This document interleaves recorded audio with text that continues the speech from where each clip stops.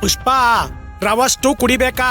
ಹೆಂಡ ಎಷ್ಟಾಯ್ತೋ ಅಷ್ಟು ಕುಡಿಯೋದಲ್ಲ, ತಡೆಯೋಕ್ ಎಷ್ಟಾಗುತ್ತೋ ಅಷ್ಟ್ ಮಾತ್ರ ಕುಡಿಬೇಕು. ನಾನೇನ್ ಚಿಕ್ಕ ಮಗು ಅನ್ಕೊಂಡ್ಯ? ಮುಚ್ಚಳದಾಗ ಕುಡಿಯಕ ಗಂಡಸದೇನೆ. ನೀನು ಗಂಡಸ್ತನ ತೋರ್ಸೋ ಕಡೆ ತೋರ್ಸು.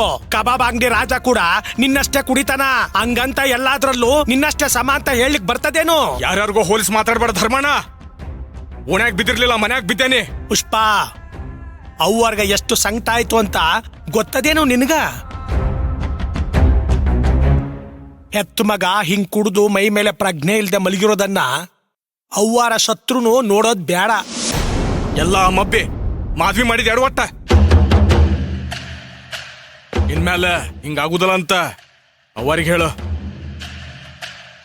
ಕ್ಷಮ ಕೇಳದೆ ಅಂತ ಹೇಳು.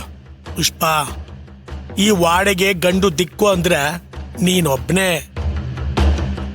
ನೀನು ಹೊಸ್ತಾಗಿ ಏನೂ ಮಾಡೋದ್ ಬೇಡ. ಅವ್ವಾರು ಹೋರಾಟ ಮಾಡಿ ಯುದ್ಧ ಮಾಡಿ ಗೆದ್ದಿರೋದನ್ನ ಉಳಿಸ್ಕೊಂಡು ಹೋದ್ರೆ ಅಷ್ಟೇ ಸಾಕು. ಇಲ್ಲಿ ಯಾವ ಕ್ಷಣದಾಗ ಏನ್ ಬೇಕಾದ್ರೂ ಆಗ್ಬೋದು ಪುಷ್ಪ. ಇಲ್ಲಿ ಯಾವುದು ಖಾಯಂ ಅಲ್ಲ. ಹಿಂದೆ ನಿಂತು ಚೂರಿ ಹಿರಿಯವರು ಎಲ್ಲಾ ಕಡೆ ಅದೃಶ್ಯವಾಗಿರ್ತಾರ. ನಿನಗೆ ಗೊತ್ತೈತಿ ನಮಗೇನು ಕಮ್ಮಿ ಶತ್ರುಗಳ ಇರೋದು. ಆದ್ರ ಅವ್ವರ್ ಎದುರುಗಡೆ ಬರೋದಕ್ಕ ಯಾರಿಗೂ ಧೈರ್ಯ ಇಲ್ಲ.